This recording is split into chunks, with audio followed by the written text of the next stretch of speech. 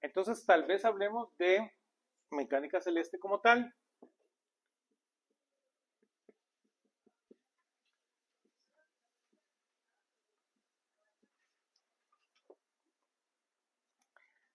La mecánica celeste podemos decir que es un milagro. Esa es la palabra que podemos usar. Es un milagro del intelecto humano, que solo los físicos tienen el gran privilegio de apreciar su belleza. Entonces, todo lo que hemos visto hasta ahora en el semestre es algo que las diferentes áreas del conocimiento pueden manejar. Pero ver esto, cómo usted llega de estas ideas tan básicas, como hemos empezado a ver durante este semestre, y puede explicar algo tan complejo como la mecánica celeste, es un milagro, ¿verdad? Esto no tenía por qué funcionar. Esto, si ustedes tuvieran que apostarle a esto, probablemente nadie le hubiera apostado. Pero funciona. Los alcances son evidentes para todo el mundo. Hoy en día hay satélites moviéndose gracias a esto. Hoy en día redefinimos un montón de cosas gracias a la mecánica celeste. Hoy en día sabemos que la astrología no sirve para nada gracias a la mecánica celeste, ¿verdad? Antes de eso, usted no podía rebatir a las personas que pensaban en los signos zodiacales, ¿verdad?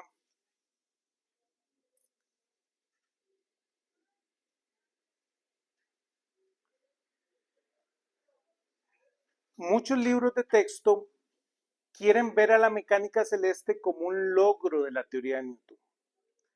Entonces, ustedes como físicos deben de entender un poquito más profundo. No es que la mecánica celeste es un logro de la teoría de Newton. La mecánica celeste inspira a la teoría de Newton. Cuando viene la teoría de Newton tiene que explicar lo que ya se sabe de la mecánica celeste. Entonces, es un excelente punto de partida para entender la mecánica de Newton. Entonces, ustedes ya saben un poquito de esto. Ustedes tienen a nuestro amigo Kepler. Ya existían las tres leyes de Kepler. Ya ese era un resultado dicho de una manera probado. Cualquier persona sobre la faz de la naturaleza con el equipo necesario podía darse cuenta que las leyes de Kepler se cumplían. Entonces viene nuestro amigo Newton y genera lo que vamos a llamarle la mecánica.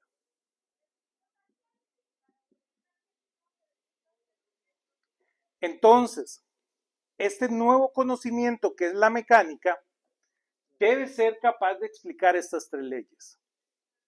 A veces a ustedes se lo venden como que vino la mecánica de Newton y enunció las tres leyes de Kepler, ¿verdad?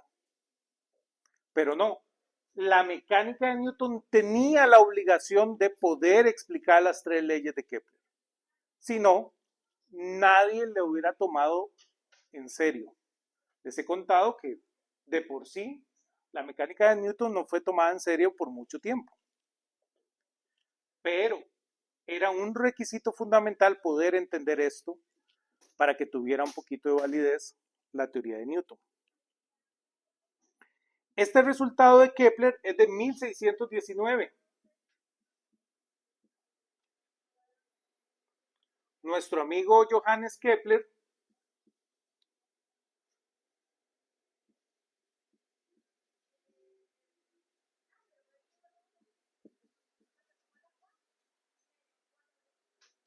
vivió entre 1571 y 1630.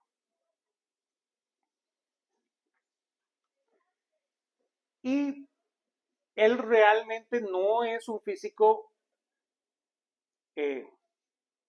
observador. Él realmente no hizo las mediciones. Ustedes tal vez habrán escuchado que las observaciones son de un danés, que es nuestro amigo Brahe. Brahe es un danés por supuesto, tenía mucho dinero y mucho tiempo libre, Tycho Brahe,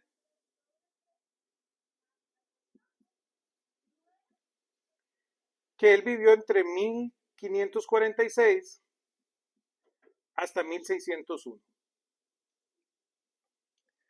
Él hizo todas estas mediciones, él simplemente empezó a ver toda la mecánica celeste y empezó a medirla, ver las posiciones según el tiempo, ¿verdad? Según la fecha en el calendario. Con esos datos viene Kepler y enuncia en 1619 la que llamamos las tres leyes de Kepler. Después viene Newton con su mecánica y prueba que su mecánica puede explicar las tres leyes de Kepler. ¿Verdad?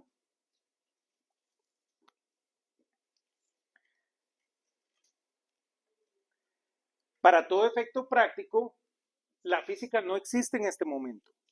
Entonces, lo que para ustedes hoy es una explicación válida, en este momento no era necesario. Entonces, hay que entender que el conocimiento de Newton es necesario hoy en día.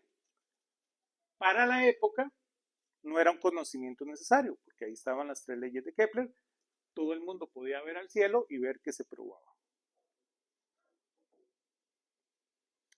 Claro, hoy en día diríamos que las tres leyes de Kepler son fenomenológicas.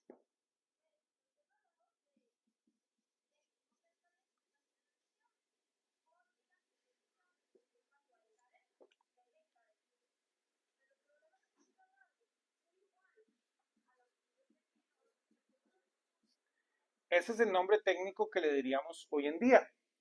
Él simplemente estudió el fenómeno y de estudiar mucho el fenómeno llegó a enunciar leyes.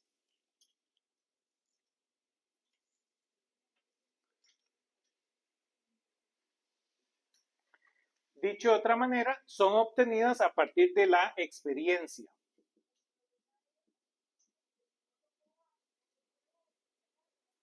Pero en este momento era válido la experiencia como una explicación. El trabajo de Newton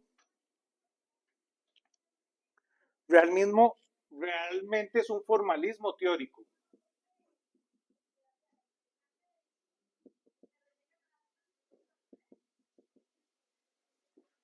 Para muchos es fundamental, es la idea. Es capaz de explicar la mecánica celeste a partir de leyes fundamentales.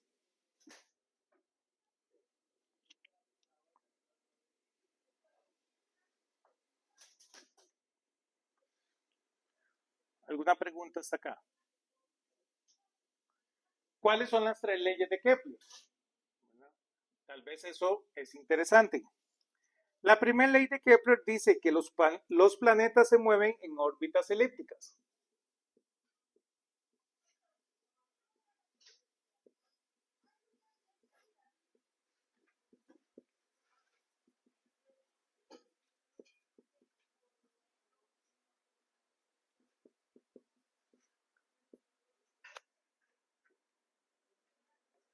Alrededor del Sol.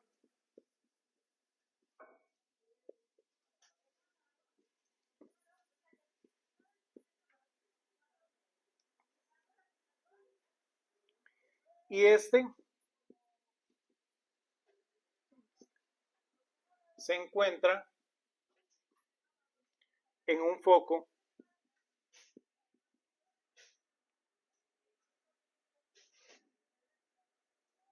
de la elipse.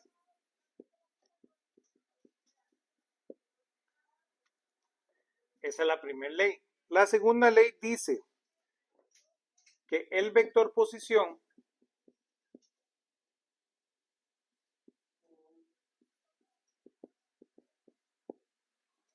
de un planeta hoy en día sabemos que es con origen en el Sol,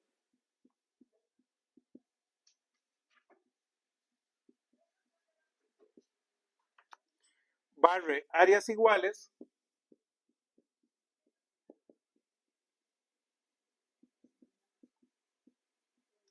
en tiempos iguales.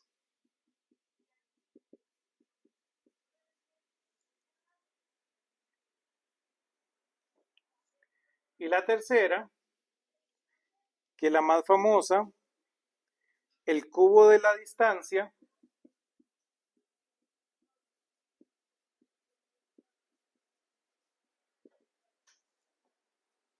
promedio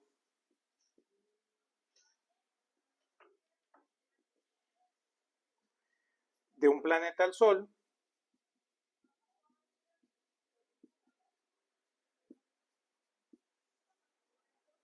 es proporcional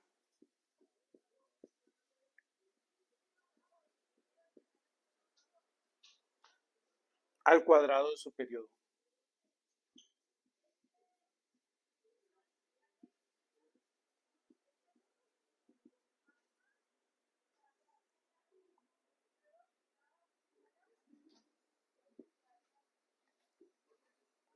Y estas son las tres leyes de Kepler.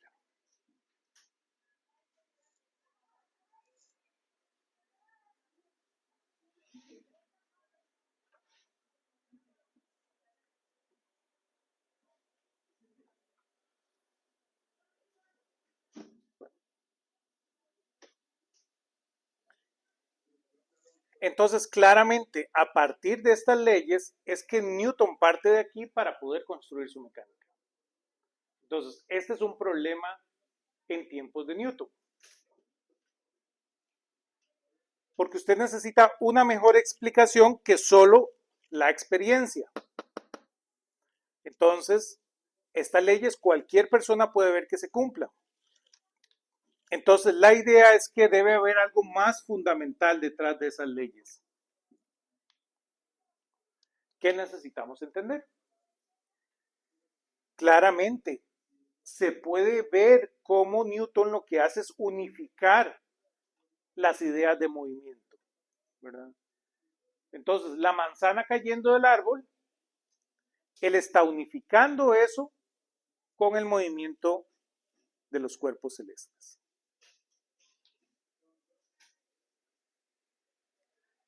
Sí. Demos un paso más. Vamos a ver cómo lo hace Newton. ¿Cuál es la idea detrás de esto? Pero primero veamos las ecuaciones con lo que nosotros sabemos de la física para este momento. Para poder estudiar esto tenemos que aclarar un concepto importante, que es el de fuerza central.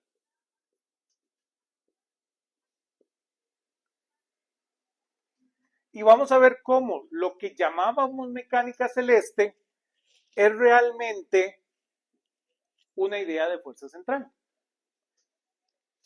Que lo especial que tenía la mecánica celeste es lo especial que tienen las fuerzas centrales.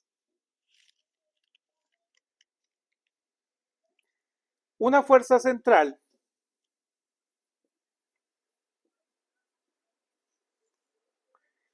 es central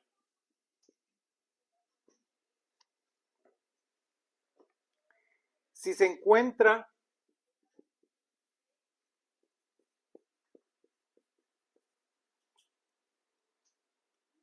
siempre dirigida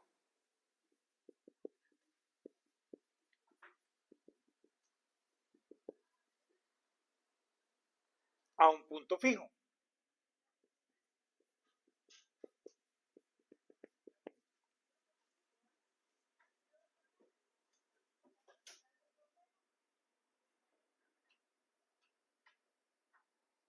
O en dirección contraria. También es válido.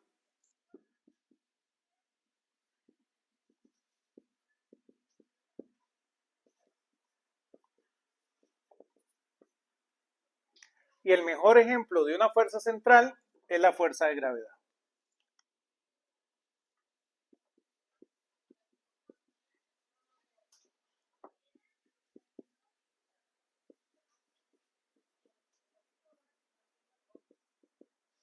Entonces, sin importar en qué lugar yo me mueva, la fuerza de gravedad siempre apunta hacia el centro de la Tierra. No importa si estoy aquí, no importa si estoy allá encima del auditorio, no importa si estoy encima del árbol, no importa si estoy en Canadá, no importa si estoy en China, siempre la fuerza de gravedad apunta al mismo punto fijo, que es el centro del planeta Tierra. Eso es una fuerza central por definición. Entonces, claro, la mecánica celeste sufre de ser una fuerza central.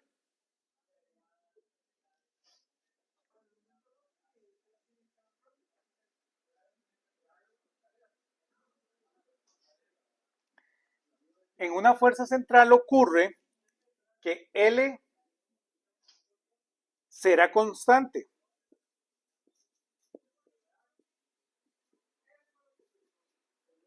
El momento angular siempre va a ser constante. Pues tau es igual a R cruz F, que va a ser igual a 0. Pues la fuerza siempre apunta en la misma dirección que R.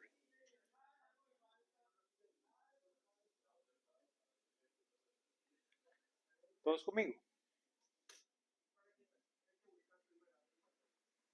Pues F es paralelo a R.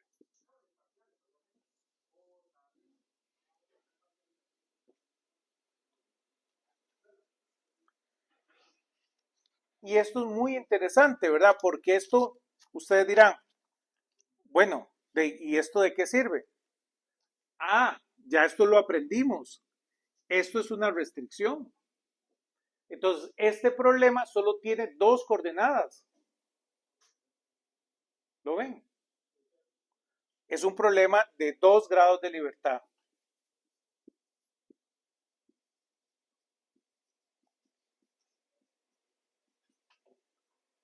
Esa es la razón por qué todos los planetas se mueven en el mismo plano.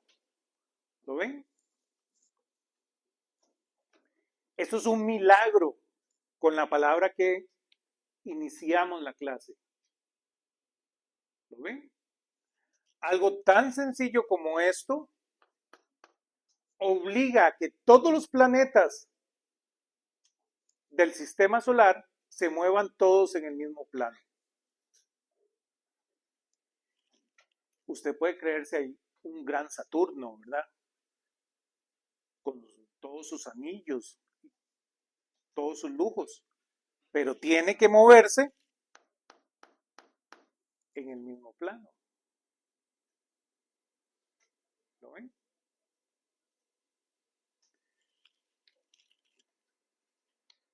Cuando usted se da cuenta de esto, se da cuenta de lo especial que es este resultado. Demos un paso más. Ya sabiendo esto, sigamos estudiando las fuerzas centrales. Voy a borrar por acá.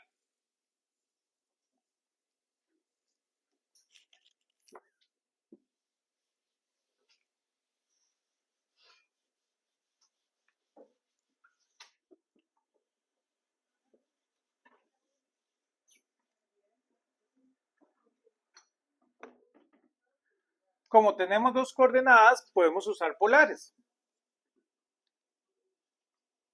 En polares,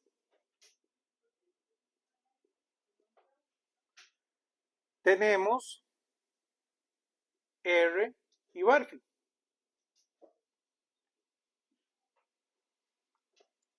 Entonces vean que el lagrangiano está muy bien determinado para ese caso. El lagrangiano simplemente es un medio de m por r punto cuadrado más r cuadrado por Barfield cuadrado. Barfield punto cuadrado. Menos la fuerza central. El potencial asociado a la fuerza central. Para que siempre apunte al mismo punto, vamos a decir que lo hace en R.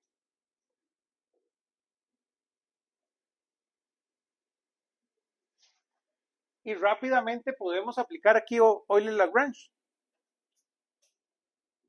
Sabemos demasiado del formalismo que podemos aplicar aquí Euler-Lagrange.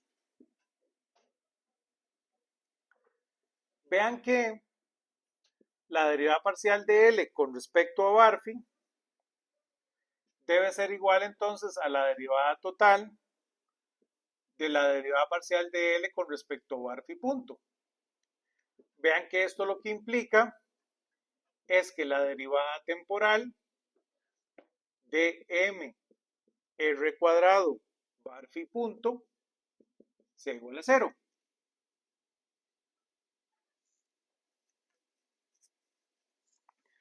Y para R tengo que la derivada parcial de L con respecto a R va a ser igual a la derivada total de la derivada parcial de L con respecto a R punto. Esto implica que m r punto punto es igual a nuestro amigo m r Barphy punto cuadrado menos la derivada total de v con respecto a R.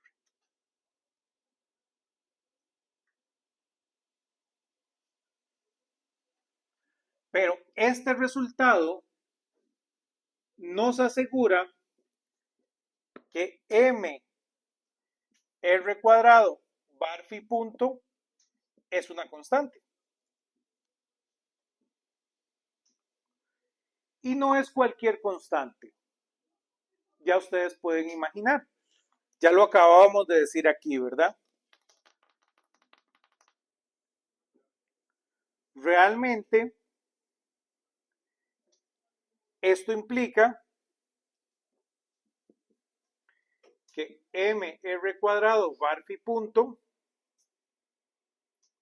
es lo mismo que r cuadrado, perdón, que r vector cruz p vector en dirección z, o es decir, el momento angular en z. Es lo que se vuelve una constante.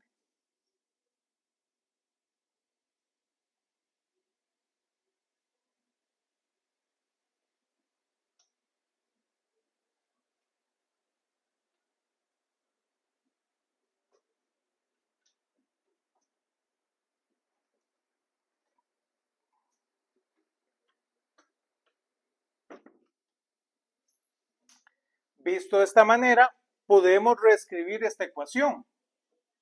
¿Lo ven? Esta ecuación que está aquí, de alguna manera contiene este término. Entonces, realmente nuestra ecuación del movimiento asegura que mr punto punto va a ser igual a Lz cuadrado entre m r al cubo. Y este pedazo que está aquí, ¿qué es?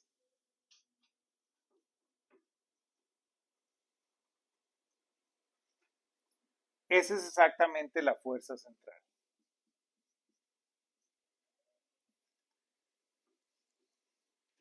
Y esa es nuestra ecuación del movimiento.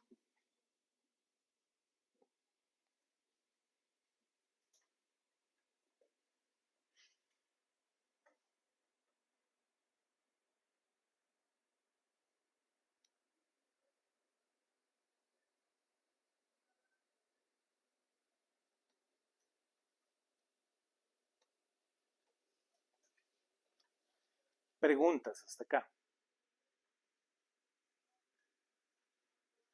Vean algo bonito. Ya de una vez aquí a ustedes se les debió haber ocurrido.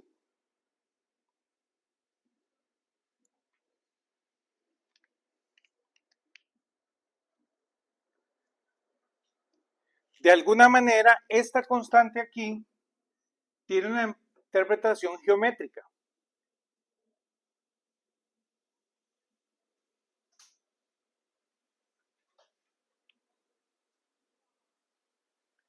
Y probablemente ustedes ya de una vez la pueden asociar con la segunda ley de Kepler.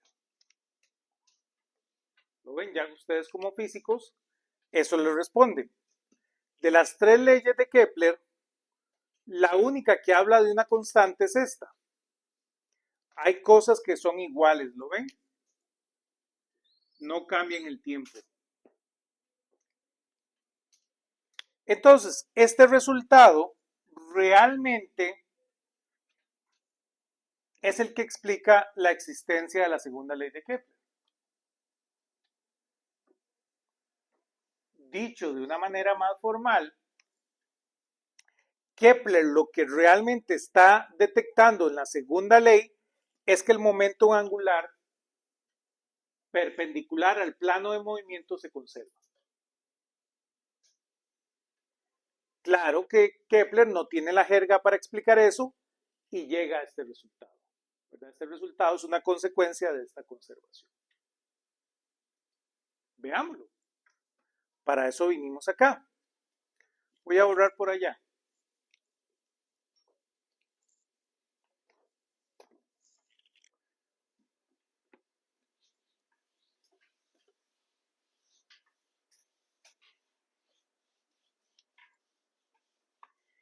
Y ya ustedes con su colmillo de físicos también ya van viendo. Vean que esto aquí está elevado al cuadrado y esto aquí está elevado al cubo. Entonces, la tercera ley ya les debe resonar en este resultado. ¿Lo ven? Vamos a verlo con cuidado igual, pero ya ustedes esto les debe ir resonando. No es una coincidencia que esto quede elevado al cuadrado y esto quede elevado al cubo y sea lo que está hablando aquí nuestro amigo Kepler.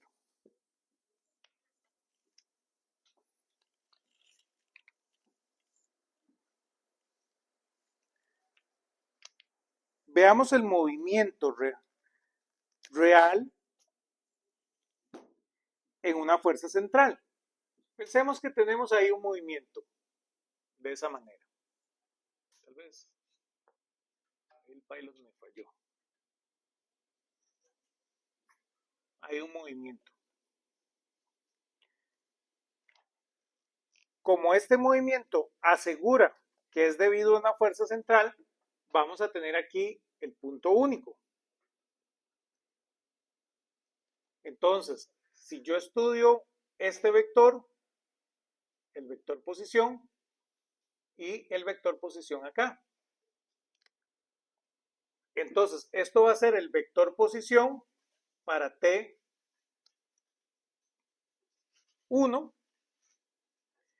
y este es el mismo vector posición para T2.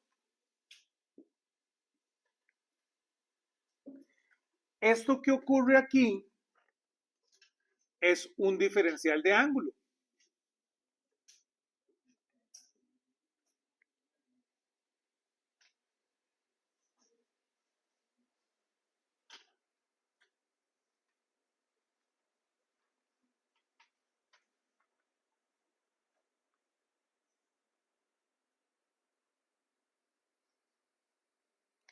Si yo estudio el diferencial de área,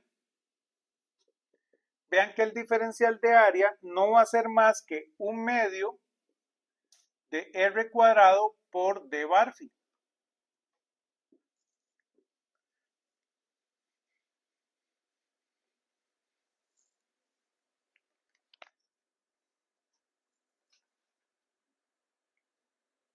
Todos conmigo.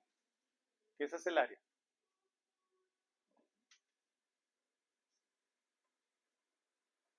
Nuevamente, ya la de ustedes debe ser natural que esto es el diferencial de área.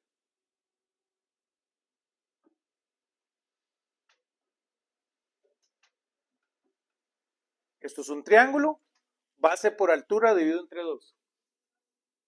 ¿Sí? R por decita es el arco y R es la altura. ¿Sí? Ese va a ser el diferencial de área. Ahora yo malvadamente divido o diferencio respecto al tiempo en ambos lados. Entonces, esto va a ser lo mismo que de A de T, va a ser igual entonces a un medio de R cuadrado por bar phi punto.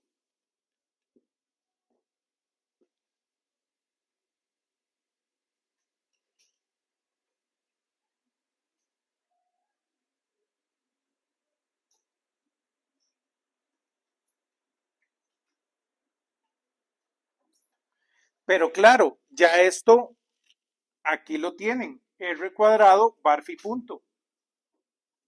Entonces, esto que está aquí, recordando que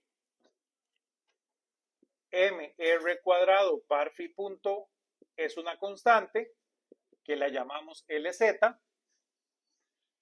entonces realmente dA de t no es más que LZ entre 2m.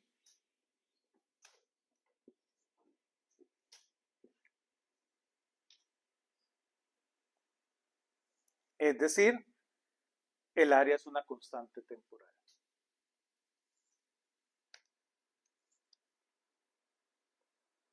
Y esto es exactamente la segunda ley de Kepler.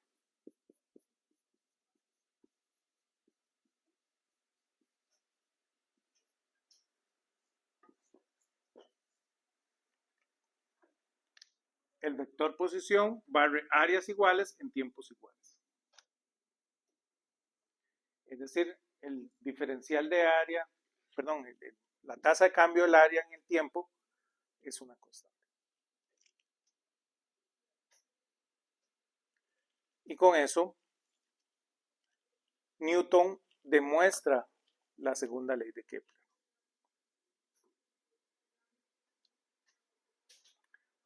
Preguntas.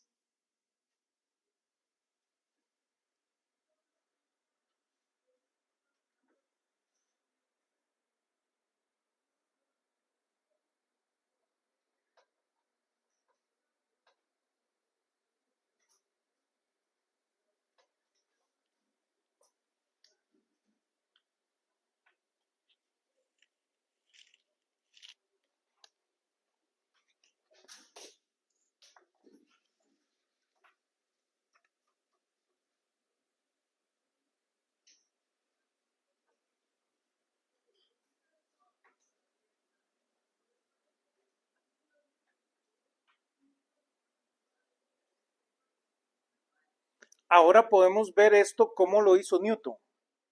Esto es visto desde nuestra perspectiva. Newton esto lo tiene que explicar a partir de geometría, ¿verdad? Entonces, yo ya les había compartido el libro de los Principia. Y yo les decía que esto Newton lo tuvo que hacer a punta de geometría. Veámoslo cómo se ve. Démonos un sabor. Saquemos un ratito para ver cómo demostró esto realmente Newton. Es la misma demostración, es el mismo resultado, pero necesitamos verlo como lo hizo Newton para entender que es aún más difícil el resultado de Newton. En la idea de Newton, voy a ahorrar por acá.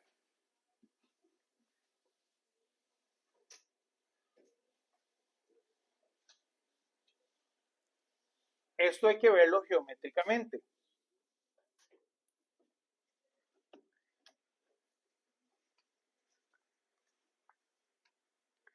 Pero usted no puede, no se vale esta derivada, ¿lo ven? Porque Newton inventa el cálculo diferencial. Entonces, para el momento de él, no existe este elemento derivada. Que hoy en día todos ustedes me creen que la segunda ley se cumple por esta derivada. Todos ustedes saben lo que es una derivada. Entonces, Newton hace el siguiente diagrama. Él dice, vean, tenemos aquí un punto S. Viene este punto S y aquí, cuando ese punto S es perpendicular, nuestro objeto se va a mover de A a B a C y pensemos que él recorre aquí un punto D. Entonces, si nosotros viéramos la línea que une a S con A S con B, a S con C y a S con D.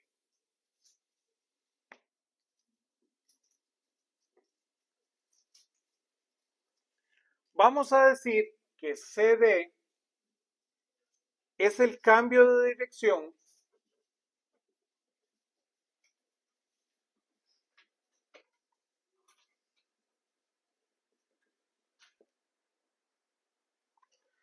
debido a la fuerza.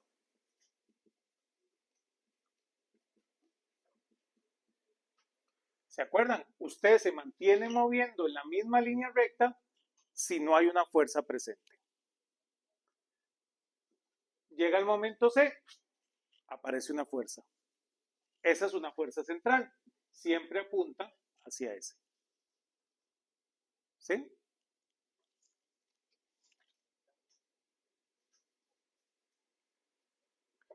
Y como apunta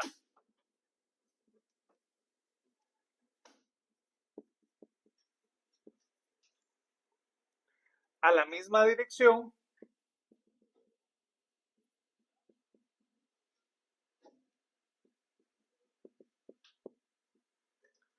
es cierto que CD es paralelo a SB.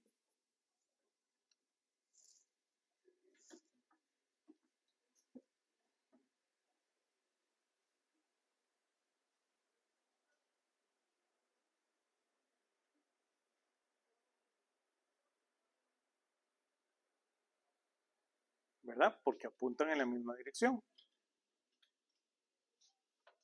Si eso es así, el área que abarca SAB es igual al área que abarca SBC. Vean que realmente, si yo muevo esto que está aquí, me queda esta altura que le voy a llamar H'.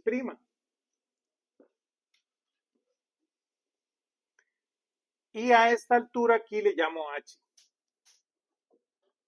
Entonces, estas dos áreas son la misma, pues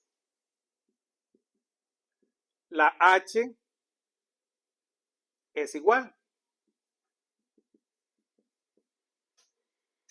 Y tenemos que AB es igual a BC. Tenemos el mismo movimiento. Después también ocurre que el área de SBD es igual al área de SBC, pues tienen la misma H' y base SB. Pero entonces, esta área y esta área son la misma. Entonces, esto implica que el área de SAB es igual al área de SBD. Y esto demuestra nuestra segunda ley de Kepler. Tiempos iguales barren la misma área. Claramente, esta demostración es un sabor de las demostraciones de Newton. Evidentemente yo estoy haciendo aquí trampa.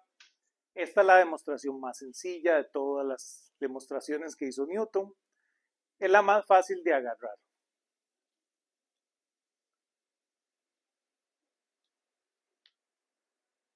Sobre todo pensando que el movimiento se da en los mismos intervalos de tiempo. Entonces, si los movimientos tienen el mismo intervalo de tiempo, yo puedo asegurar que las áreas que ocurren en el mismo tiempo son iguales para una fuerza central. Entonces, así de complicado lo tuvo Newton, ¿verdad? Así de complicado cuesta arriba.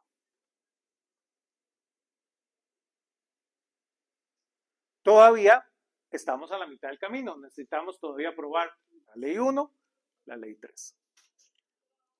Esta es la prueba de la ley 2 con lo que sabemos hoy en día. Esta es la prueba con lo que sabía Newton. Aunque Newton sabía esto, nadie le iba a creer si no lo hacía de esta manera, de forma geométrica. Pero nosotros estamos a la mitad del camino y necesitamos demostrar estas dos leyes. Para eso necesitamos introducir una idea más. Voy a borrar por acá. Creo que ya voy a borrar todo esto.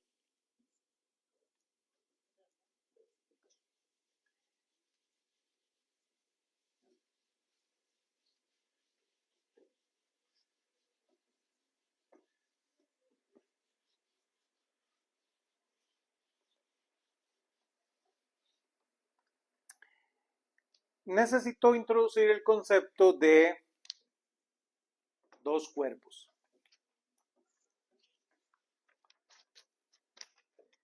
A esto se le da un nombre muy elegante como el problema de los dos cuerpos.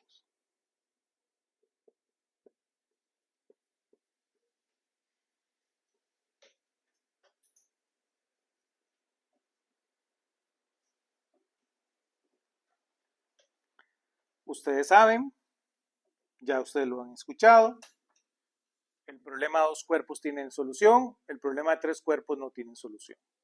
No tiene solución general, tienen algunos casos, el problema de tres cuerpos puede encontrar solución, pero usted quisiera, fuera su milagro de Navidad, que el problema de tres cuerpos tuviera esta misma solución que vamos a hacer para el de dos cuerpos. ¿Y cuál es esa solución? Bueno, que el problema de dos cuerpos solo usted ocupe una dimensión para resolverlo. Solo necesite una única posición para resolverlo.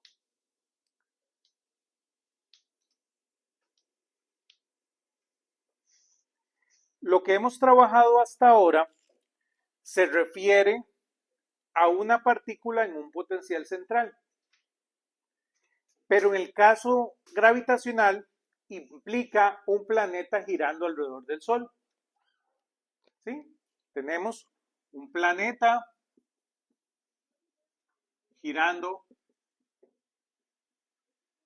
alrededor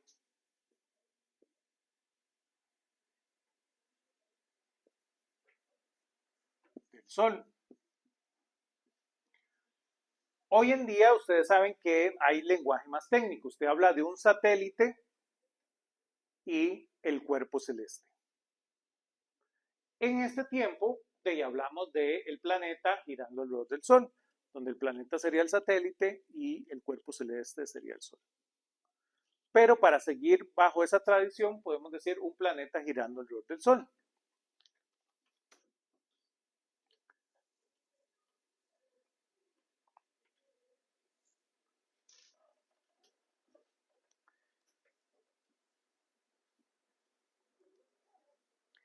La presencia de estos dos cuerpos complican las cosas.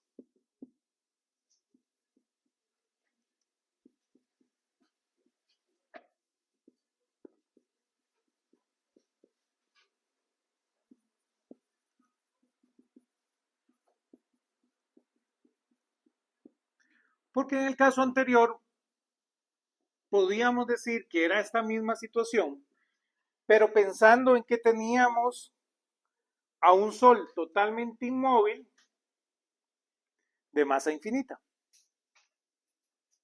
Entonces, cuando en el momento que necesitamos considerar que los dos cuerpos tienen diferentes masas,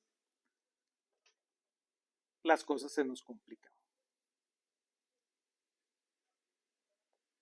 Ahora aquí tenemos lo que algunos llaman suerte. Por suerte, lo podemos reducir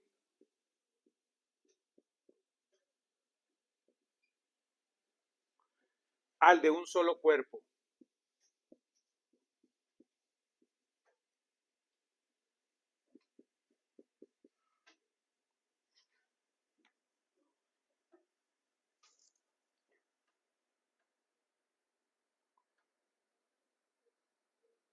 Lo cual nos facilita un poquito trabajar las cosas. Entonces, para todo efecto práctico, el problema de los cuerpos no tiene solución. Lo que pasa es que agarramos y lo volvemos el problema de un cuerpo, el cual sí tiene solución. Entonces, en el caso de 3 cuerpos no lo podemos hacer. No hay un camino para lograrlo. Pensemos en el lagrangiano inicial.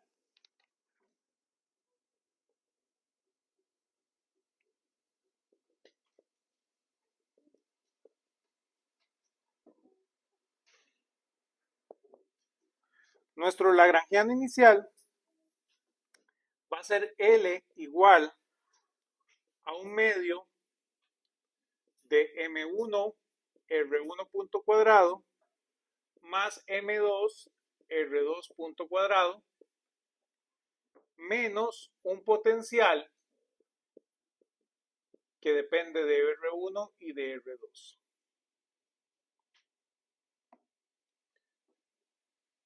Si lo viéramos, tendríamos aquí un punto y aquí dos masas, la masa M1, la masa M2, las cuales van a estar unidas por estos dos vectores. Este es el vector R1 y este es el vector R2. Claramente, ustedes saben cuál es la solución. Es pensar en que aquí está el centro de masa. Entonces podemos visualizar esta recta que los une y vamos a llamar R mayúscula vector a la posición del centro de masa.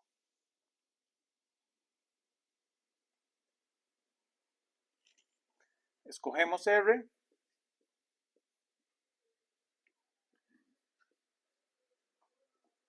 como la posición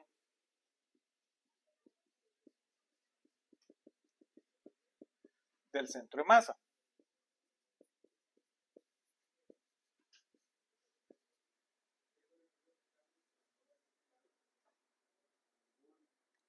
Ya ustedes lo pueden ver. R vector no es más que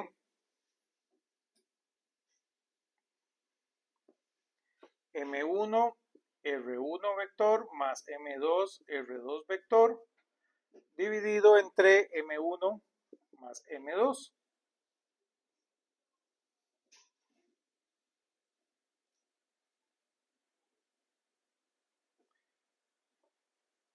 Este vector es un vector interesante. A este vector le podemos llamar R minúscula, al que une M2 con M1.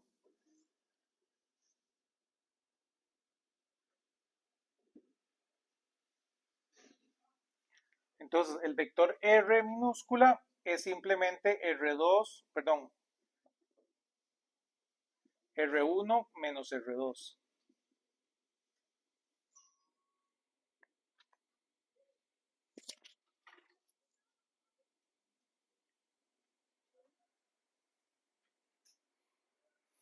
Y claro, siempre podemos ser más inteligentes.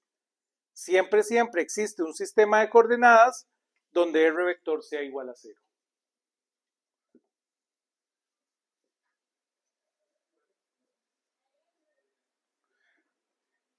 Entonces, siempre que queremos estudiar nuestro problema de fuerza central, para dos cuerpos nos interesan este tipo de marcos de referencia, donde ese vector sea 0. Si eso es así, vean que esto implica que M1R1 más M2R2 también es 0.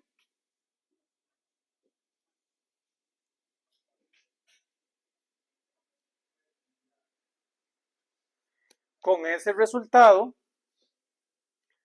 voy a borrar por acá.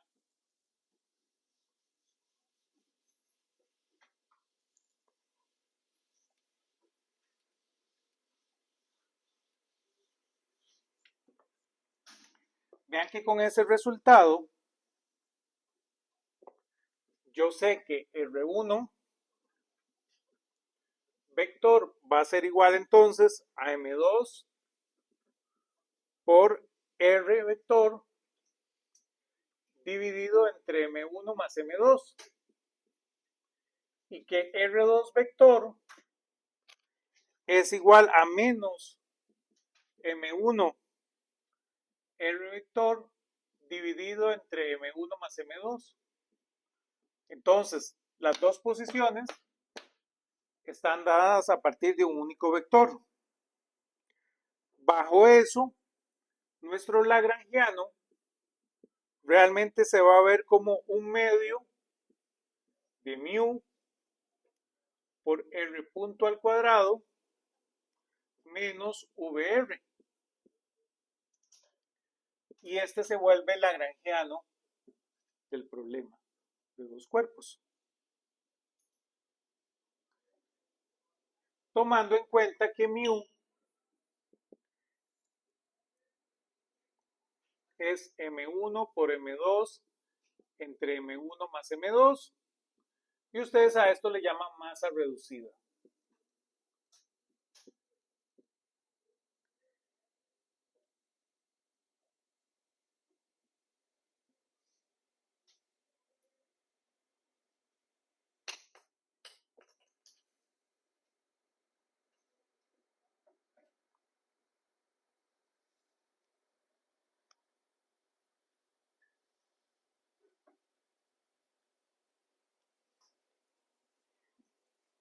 Y eso hace que el problema de dos cuerpos lo podamos resolver utilizando este único lagrangiano. Preguntas hasta acá.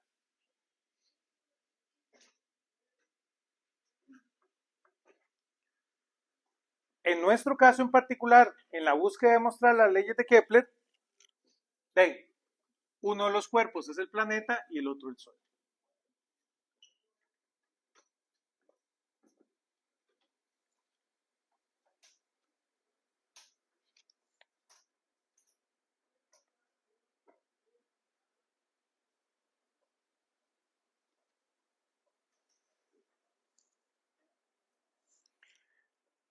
¿Qué necesitamos ahora? Bueno, la ecuación del movimiento.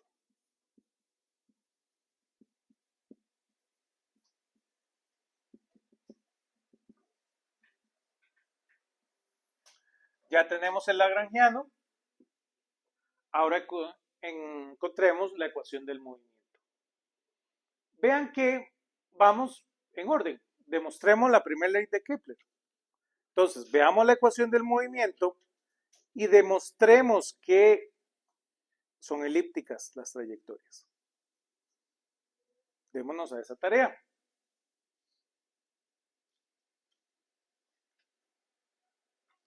Vean que es sencillo. El lagrangiano anterior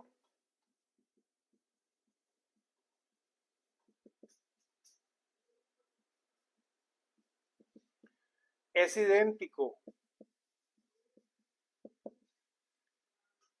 al original. Entonces ya sabemos cuál es el resultado.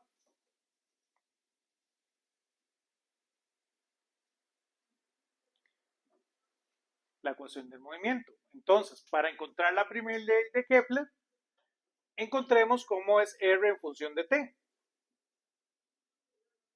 Ya eso es lo que necesitamos. Tenemos el lagrangiano, sabemos cuál es la ecuación del movimiento, despejemos de ahí R en función de T. ¿Cómo hacemos eso? Bueno, tenemos el resultado para R punto. R punto es igual al diferencial de R con respecto a T. Y entonces para nuestra ecuación esto va a ser igual simplemente a 2 entre M, por lo que va a ser la energía del sistema menos el potencial en R, menos LZ cuadrado entre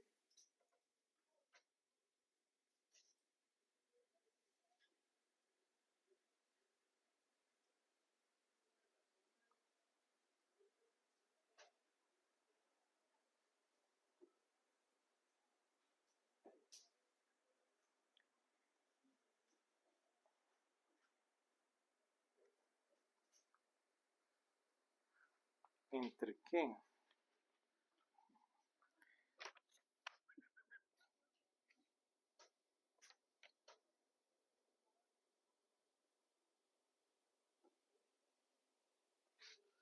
Porque estamos con R punto por M cuadrado, R cuadrado elevado a la 1.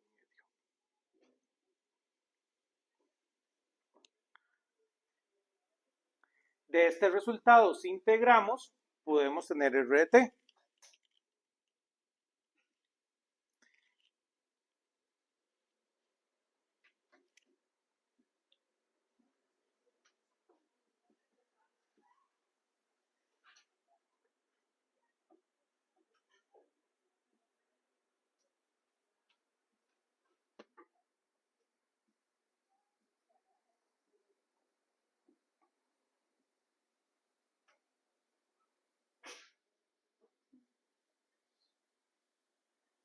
También, y phi de T lo obtenemos de que M R cuadrado phi punto es igual a LZ. ¿Por qué? Porque realmente lo que nos interesa es R en función de Barphy. R en función de Barphy es la órbita. Eso es lo que ocupamos encontrar.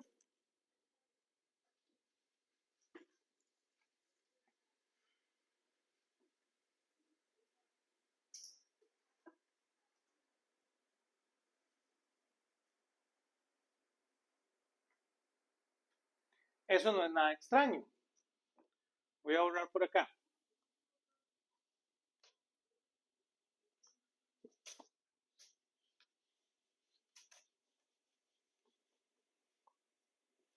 Vamos con el cuidado del caso.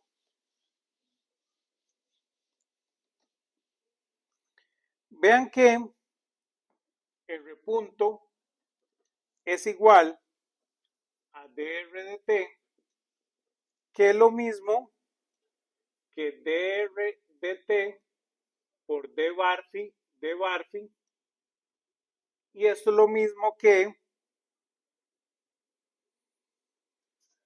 d Barphy de t por dr de Barphy, que es lo mismo que decir que R punto es igual a Barphy punto por dr de Barphy.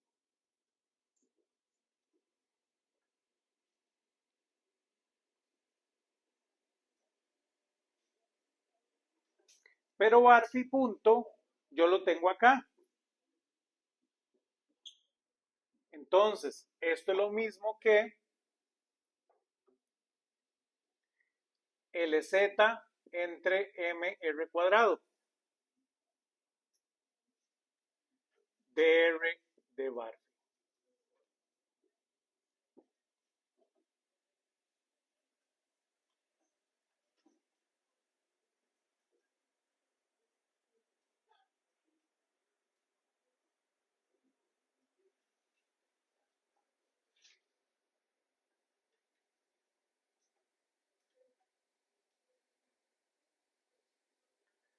Y claro, ya ustedes se pueden dar cuenta. Si esto es así, yo puedo ver esta relación, ¿lo ven?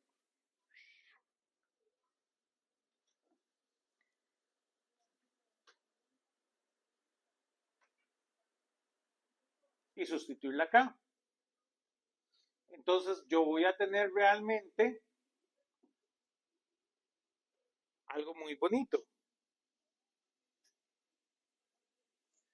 que va a ser, voy a escribirlo por acá, que bar phi de R es igual a la integral de L de Z R cuadrado por dr, todo dividido entre la raíz de 2m por e menos v dr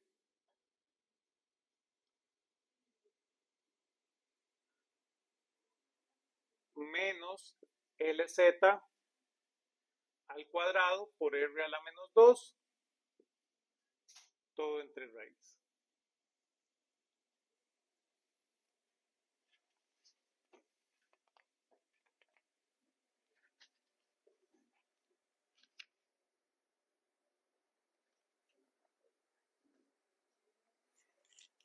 Y esto es lo que necesito encontrar, ¿verdad?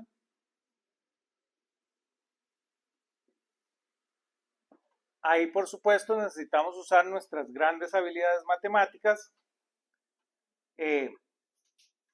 Lo que hacemos para resolver esta integración es hacer una sustitución. Esta sustitución no es sacada de la manga, ¿verdad? Simplemente vean que aquí queda 1 entre r cuadrado, 1 entre r cuadrado. Entonces, para no lidiar con 1 entre r, hagamos esa sustitución. Si ustedes hacen esa sustitución,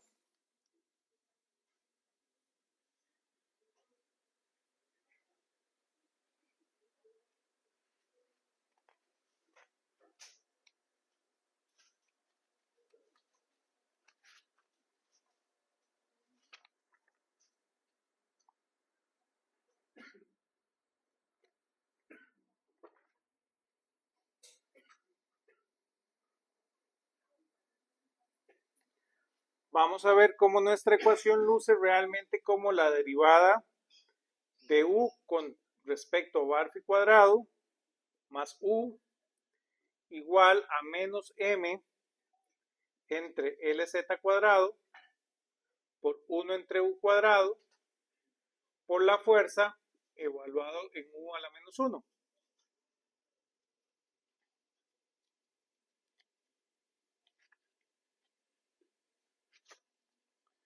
Donde si sustituimos esa relación en nuestra integración, obtengo que la integración ahora se ve de esta manera.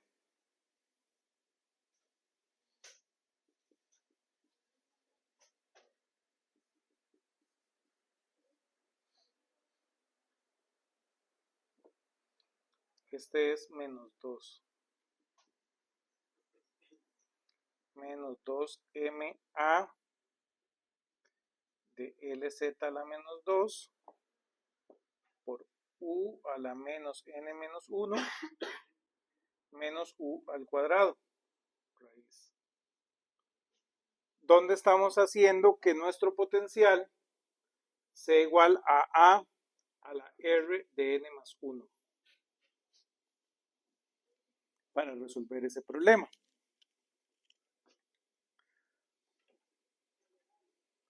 Esto lo hacemos para poder obtener las órbitas elípticas. Pensar en que nuestro potencial de alguna manera tiene esa forma. Tenemos que darle alguna forma al potencial.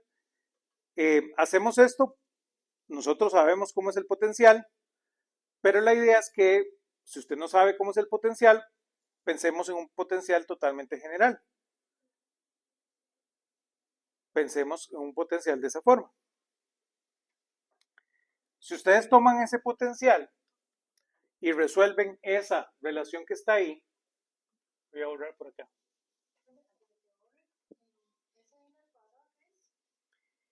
N al cuadrado, ¿dónde hay un N al cuadrado?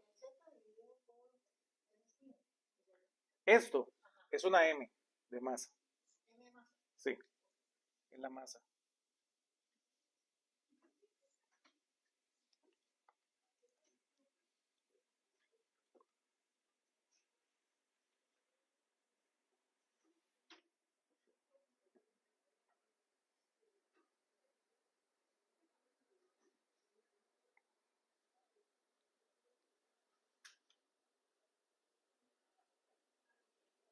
Entonces, si ustedes hacen el ejercicio de resolver para los diferentes n, para n entero,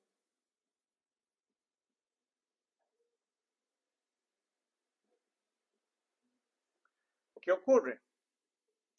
Si n es igual a 1, menos 2, menos 3,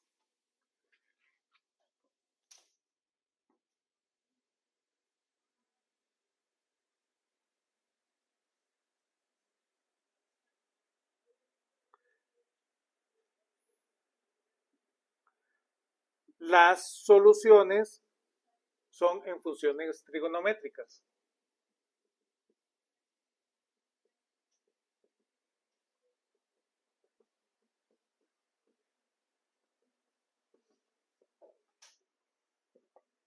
Si n es igual a 5, 3, 0, menos 4, menos 5,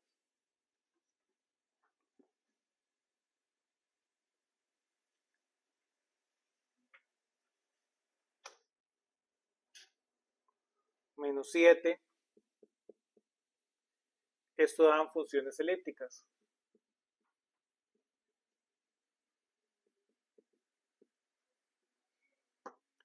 Otros n's dan funciones hipergeométricas.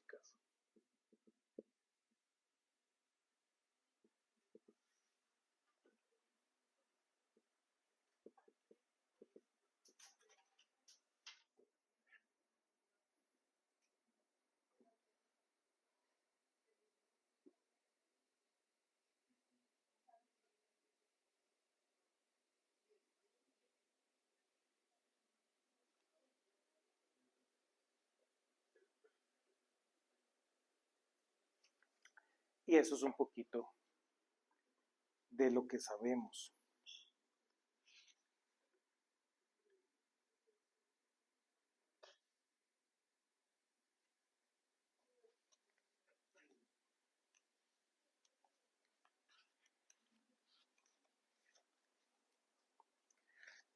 Preguntas hasta acá. Claramente, de lo que tenemos que hacer ahora, lo que vamos a ver la otra clase, es cómo se ve el potencial para el caso gravitacional. Ya sabemos esto, cómo se ve esa integración para diferentes n's, y necesitamos entender para el caso gravitacional, que es lo que nos da la ley de Kepler. Y eso es un poquito lo que hacemos en la otra clase, y con eso, con ese resultado, obtenemos la tercera ley de Kepler.